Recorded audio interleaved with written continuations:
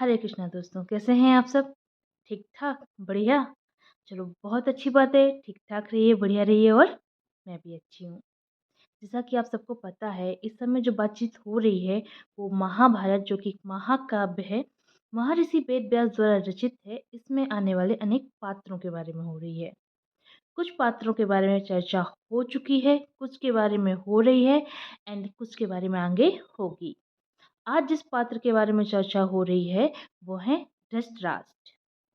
ये महाभारत के एक बहुत महत्वपूर्ण पात्र हैं। ये एक ऐसे कैरेक्टर हैं जिसकी वजह से महाभारत युद्ध होता है। इनके गलत डिसीजन की वजह से, उनके अत्यधिक प्रेम पुत्र मोह जो है इनका, उसकी वजह से महाभारत युद्ध अंजाम लेता है। पहले तो ये ध्यान नहीं देते, इनको विदुर, इनको भीष्म पितामह, इनको गांधारी सब समझाते हैं कि आप पुत्र मोह में पड़ के गलत डिसीजन ले रहे हैं, आप कृपा करके इस मोह से बाहर आइए। सच्चाई क्या है, वास्तविकता क्या है, उसको देखिए और दुर्योधन को दंड दीजिए, उसका त्याग कर दीजिए। लेकिन ये दुर्योधन से इतना प्रेम करते हैं, इनको इतना अधिक पुत्र मोह है कि ये किसी की भी बात पे ध्यान नहीं देते हैं और अपने ही कुल का विनाश कर देते हैं। बस आज धृतराष्ट्र जी के बारे में चर्चा होगी। देखते हैं क्या-क्या होता है, कहाँ-कहाँ ये सही डिसीजन लेके युद्ध को रोक सकते थे बट इन्होंने नहीं लिया। वीडियो स्टार्ट करने के पहले मैं वही पुरानी बात बोलूँगी कि आपको चैनल सब्सक्राइब करना है, ज़्यादा कुछ नहीं करना, बस चैनल सब्सक्राइब कर देना। वीडियो पसंद आए तो लाइक कमेंट शेयर कर देना। चैनल ज़रूर सब्सक्राइब कर देना, भूलना बिल्कुल भी नहीं, फ्री ऑफ कॉस्ट होता है तो कर दिया करो। धृतराष्ट्र, विदुर और पांडु की शिक्षा कंप्लीट हो जाने के बाद भीष्म पितामह अब विचार विमर्श करते हैं धृतराष्ट्र की विवाह के बारे में। भीष्म पितामह ने गांधार के राजा सुबल की कन्या गांधारी के विषय में बहुत सुना हुआ था। ये रूपवान थीं, ये गुणवान थीं, ये अर्थशास्त्र व राज कौशल में निपुण थीं। भीष्म पितामह सोचते हैं कि गांधारी धृतराष्ट्र के लिए एक उत्तम कन्या है। ये सब विचार विमर्श करने के बाद भीष्म पितामह चल देते हैं गांधार की साइड। जैसे ही गांधार पहुंचते हैं भीष्म पितामह, उनका स्वागत किया जाता है राजा सुबल के द्वारा। राजा सुबल से मिलने के बाद भीष्म पितामह अपनी बात रखते हैं और बताते हैं कि वो वहाँ पे क्यों आए हैं और विवाह प्रस्ताव राजा सुबल के सामने रखते हैं। स्टार्टिंग में तो राजा सुबल थोड़ी-सा हिचकिचाते हैं, लेकिन जब वो ये सोचते हैं कि हस्तिनापुर एक प्रसिद्ध शक्तिशाली राज्य है, भीष्म पितामह स्वयं इसका संरक्षण करते हैं। कुरुवंश जो था बहुत फेमस था उस टाइम पे, इसलिए उनको इस विवाह प्रस्ताव में कोई भी बुराई नहीं दिखती है और वो रेडी हो जाते हैं। जब गांधारी जी को पता चलता है कि उनके लिए विवाह का प्रस्ताव आया है हस्तिनापुर से व उनके माता-पिता इस विवाह प्रस्ताव से अत्यधिक प्रसन्न हैं, खुश हैं, तो वो भी खुशी-खुशी इस विवाह को अपना लेती हैं और अपनी मंजूरी दे देती हैं। अपना समर्पण और सम्मान धृतराष्ट्र को दिखाने के लिए गांधारी जी भी अपने नेत्रों में पट्टी बांध लेती हैं और वो एक कसम लेती हैं कि वो कभी भी अपने पति में कोई भी अवगुण या कमी नहीं देखेंगी। विवाह हो जाने के बाद जब गांधारी जी हस्तिनापुर पहुंचती हैं तो हस्तिनापुर में उनका स्वागत बहुत अच्छे से किया जाता है।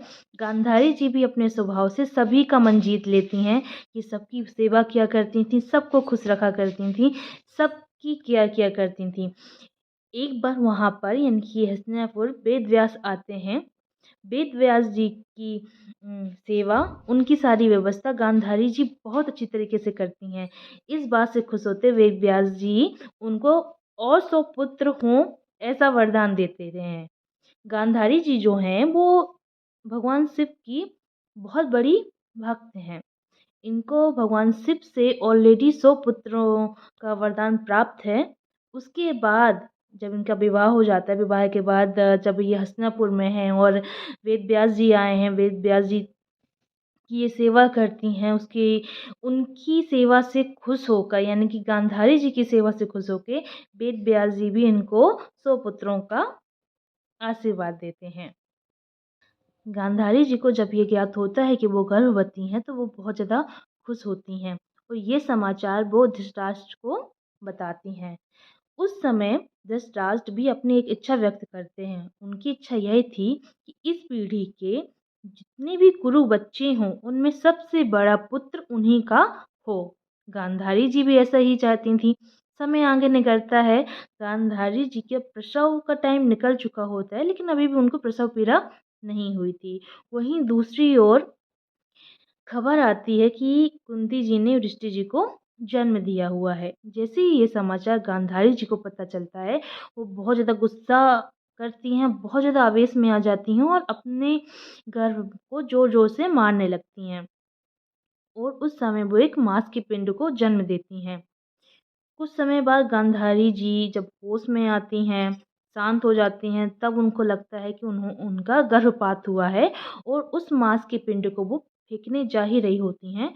वहाँ पर आते हैं वेद व्यास जी। वेद व्यास जी गांधारी जी को ऐसा करने से रोक लेते हैं और एक दासी से बोलते हैं इस मांस के पिंड को साफ और शीतल जल से साफ किया जाए, सींच दिया जाए और उसके बाद वो उस मांस के पिंड का 101 टुकड़े कराते हैं अंगूठे बराबर के। 101 क्यों? क्योंकि जो वेद व्यास जी थे वो बहुत अच्छी तरीके से जानते थे कि जो गांधारी जी हैं वो एक पुत्री की भी इच्छा रखती हैं और उनकी इसी इच्छा का मान रखने के लिए वो 100 की जगह 101 पीस करवाते हैं उस मांस के पिंड के और उसके बाद 100 101 घड़े बनवाए जाते हैं। उसमें कुछ औषधि वगैरह डाल के एक ऐसे स्थान पे उन घड़ों को रख दिया जाता है जो हर तरीके से सुरक्षित था। और वेद व्यास जी बोलते हैं कि इन घड़ों की रक्षा करनी है, उपयुक्त समय आने पर मैं आ जाऊँगा। समय निकलता है, जब टाइम कंप्लीट होने वाला होता है, उस समय वेद व्यास जी आ जाते हैं और एक-एक करके वो उन घड़ों को खोलते हैं। सबसे पहले जिस घड़े को खोला जाता है, उस घड़े से निकलता है दुर्योधन। दुर्योधन निकलते के साथ ही गधों की तरह रेंकता है। उसके रेंकने से बाकी के गधे भी रेंकते हैं। जो जानवर थे सब में खलबली मच जाती है, पंछी यहाँ से वहाँ भागने लगते हैं, बहुत तेज़ आंधी-तूफ़ान आता है और ये सब अशुभ के संकेत होते हैं। उस समय वहाँ पे विदुर जी होते हैं और वो धृतराष्ट्र से बोलते हैं कि आपको अवश्य ही इस पुत्र का त्याग कर देना चाहिए। इतने अशुभ संकेतों को देख के मैं बता सकता हूँ कि कुरुवंश के लिए ये पुत्र आपका सही नहीं है, अवश्य ही कुरुवंश का विनाश करेगा। लेकिन अपने पुत्र को जैसे ही धृतराष्ट्र जी लेते हैं, उनको पता चलता है, तो वो विदुर की बातों को बिल्कुल अनसुनी कर देते हैं। खैर, समय आगे निकलता है, धीमे-धीमे बढ़ता है। दुर्योधन जैसे-जैसे बड़ा होता जा रहा था, वैसे-वैसे उसकी दुष्टता बढ़ती जा रही थी। हस्तिनापुर में दुर्योधन बड़ा हो रहा होता है, इसकी शैतानियाँ तो हमेशा से बढ़ती ही जाती थीं। लेकिन ये सबसे ज़्यादा जेलस तब हो जाता है जब ये देखता है कि पांडवों के 5 पुत्र युधिष्ठिर, भीम, नकुल, सहदेव भी अब हस्तिनापुर में रहने आ गए हैं। युधिष्ठिर जी का जो स्वभाव था वो बहुत ज़्यादा विनम्र था, वो सबसे बहुत अच्छे से मिलते थे, सबसे प्रेम से बातचीत किया करते थे, इस वजह से वो अपनी जनता के प्रिय थे। ये बात दुर्योधन को बहुत कचोटती थी और ये रीज़न भी था कि वो पांडवों से बहुत ज़्यादा नफ़रत करता था क्योंकि अब उसे लगता था कि जो उसकी गद्दी है, राजगद्दी, वो कहीं छिन ना जाए। वो ऐन-कैन प्रकार नैन से राजा बनना चाहता था, इसलिए वो हर गिरी से गिरी हरकत करने के लिए रेडी था। स्टार्टिंग से ही उसने पांडवों को नुकसान पहुँचाने की सारे प्रबंध किए थे और इन सारे प्रबंध के बारे में गांधारी व धृतराष्ट्र को पता होता था। लेकिन पता होते हुए भी वो कुछ नहीं करते थे। ऐसा कह सकते हैं कि उन्हें सब कुछ पता होते हुए भी वो अनजान थे अपने पुत्र मोह की वजह से। जब धृतराष्ट्र को पता चलता है कि दुर्योधन ने भीम को मारने के लिए चाल चली है या भीम के प्राण लेने की कोशिश की है, उस समय भी धृतराष्ट्र दुर्योधन को दंडित नहीं करते हैं और चुप रहते हैं। कुंती व विदुर भी शांत रहते हैं ताकि घर में शांति बनी रहे, लेकिन दुर्योधन शांत बैठने वाला नहीं था। ये अपने मामा शकुनी के साथ मिलकर कुछ न कुछ करता रहता है। धीरे धीरे कौरव व पांडव दोनों बड़े हो जाते हैं। इन दोनों की शिक्षा दीक्षा कंप्लीट हो जाती है और अब टाइम आता है युवराज का निर्णय लेने का, यानी कि युवराज युवराज कौन बनेगा। हस्तिनापुर की जनता युधिष्ठिर जी से अत्यधिक प्रेम करती थी और वो युधिष्ठिर जी को ही युवराज के रूप में देखना चाहती थी। भीष्म पितामह व विदुर जी के कहने पर धृतराष्ट्र युधिष्ठिर को युवराज बना तो देते हैं, लेकिन उनका मन बहुत कठोर होता था। उनको अंदर ही अंदर बहुत ज़्यादा बुरा लगता था, क्योंकि वो अपने पुत्र को युवराज बनता हुआ देखना चाहते थे। लेकिन कर भी क्या सकते थे, कुछ नहीं कर सकते थे। दुर्योधन अपने मामा शकुनी के साथ मिलके षड्यंत्र बनाता है। वर्णाव्रत में एक महल बनवाता है रक्षागृह, जिसमें वो भेज देता है कुंती और उनके पांचों पुत्रों को, और ये सारा काम करवाता है वो धृतराष्ट्र से कि आप उनसे बोलिए कि वहाँ पे जाना है। हालांकि उसकी इस कूटनीति भरी चाल से धृतराष्ट्र पूरी तरीके से अज्ञान थे। उनको नहीं पता था कि दुर्योधन ने ऐसी कुछ योजना बनाई है पांडवों को मारने के लिए, और वो वर्णाव्रत जाने के लिए युधिष्ठिर जी को आदेश दे देते हैं और युधिष्ठिर जी भी चले जाते हैं। लेकिन विदुर जी को कहीं न कहीं शक हो जाता है और वो जांच पड़ताल करवाते हैं और युधिष्ठिर जी को वो सांकेतिक भाषा यानी कि मलिच्छ भाषा में बोलते हैं कि सावधान रहना है। मलिच्छ भाषा उस टाइम पे हर किसी को नहीं आती थी। जब धृतराष्ट्र जी को ये ज्ञात होता है कि पांडव व उनकी माता कुंती अब इस दुनिया में नहीं रही, वर्णाव्रत में किसी कारण की वजह से महल में आग लग गई और उसमें वो लोग जल के मर चुके हैं, तो उन्हें बुरा लगता है, क्योंकि वो पांडवों से घृणा नहीं करते थे, बस अपने पुत्र को राजा बनता हुआ देखना चाहते थे। थोड़ा उन्हें बुरा लगता है, लेकिन कहीं न कहीं वो मन में खुश भी थे कि अच्छा हुआ। क्यों? क्योंकि अब दुर्योधन का जो पथ था राजा बनने का, वो एकदम क्लियर हो चुका था। अब तो कोई उसे राजा बनने से रोक नहीं सकता।